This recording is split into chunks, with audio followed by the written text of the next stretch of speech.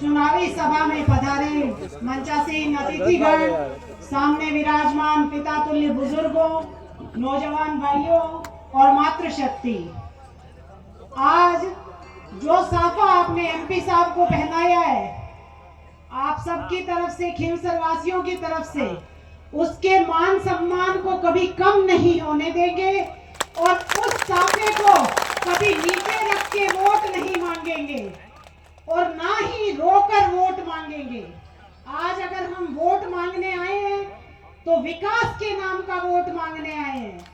जो विकास 2008 से लगातार इस खिमसर विधानसभा क्षेत्र में हो रहा है, चाहे वो सड़क का मामला हो, चारों तरफ सड़क का जाल बिछ चुका है, चाहे वो बिजली, घर घर बिजली आ चुकी है, और शिक्षा के क्षेत्र में भी बहुत बड़ा प्रयास किया है।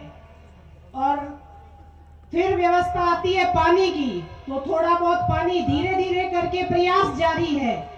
ये इस चीज की पुष्टि तो आपके कांग्रेस के माननीय प्रदेश अध्यक्ष ने भी अपने मंच से कर दी थी कि खिमसर में उतना विकास हुआ है जितना मेरे मंत्री रहते हुए मेरे क्षेत्र में हुआ था। तो आप इस चीज से अंदाजा लगा लीजिए कि हमारे पास ना मंत्रालय था, हमारे पास सिर्फ एक जनता का सेवक था जिसने विकास के कार्य करवाए। आपको 2-3 दिन से पिछले बीजेपी वालों के भी बोल सुन रहे होंगे, आप उनकी अमर्यादित भाषा सुन रहे होंगे। वो विकास के नाम पे वोट नहीं मांग रहे हैं, वो आपके बात बीच में आके विकास की बात नहीं कर रहे हैं। वो कमियां तो कुछ निकाल ही नहीं सकते, क्योंकि खिमसर की जनता सब जानती है। आज अब सिर्फ एक दिन बचा है और आप लोगों को अलग अलग तरीके से बरगलाया जाएगा, किसी को आर्थिक प्रलोभन भी दिया जाएगा। लेकिन आपको कहना चाहूंगी कि अगर आर्थिक प्रलोभन देने की कोशिश करेंगे तो भी लूण मिर्चा 2 दिन ही अवेली, और अगर आप आर्थिक प्रलोभन देके अपने भाई को कमजोर करने की सोचते हैं तो आने वाले 4 साल आप खुद कमजोर हो जाएंगे। इसलिए आपको बहुत मजबूती से आने वाली 13 तारीख को एक एक मत का मतदान इस तरह से करवाना है कि कैसे आपका बेटा, आपका भाई, जिसने आपके बीच में से उठकर और आप लोगों ने जिसे बनाया और आप लोगों ने जहां इस मुकाम पे पहुंचाया, उसकी आवाज कैसे बुलंद होती रहे।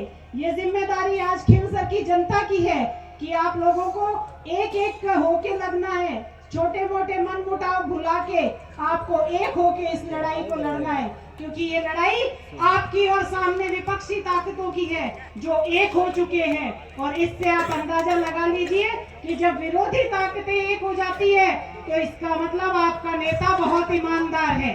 और खिमसर की इस ईमानदारी की छवि को बनाए रखने के लिए हमें आरएलपी को मजबूत करना होगा।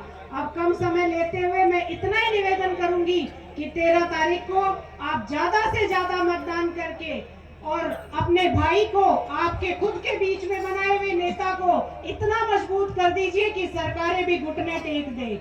आपको याद होगा पिछली बार जब गिनती चल रही थी तो जब विरोधी है वो भी ये बात कर रहे थे कि ये किसान का बेटा और ये लड़ाई लड़ने वाला हारना नहीं चाहिए। इसलिए आपको कहना चाहूंगी कि इतने मजबूत हो जाइए और आने वाली 13 तारीख को ज्यादा से ज्यादा राष्ट्रीय लोकतांत्रिक पार्टी के पक्ष में मतदान करके और अपने यहाँ से कार्यभार कंधों पे लेके जाइए कि हम लोग अपनी पार्टी को इतना मजबूत करेंगे ताकि हमारा खिमसर आगे बढ़ सके और विकास पर इसी तरह से तरक्की कर सके। धन्यवाद सा, राम राम।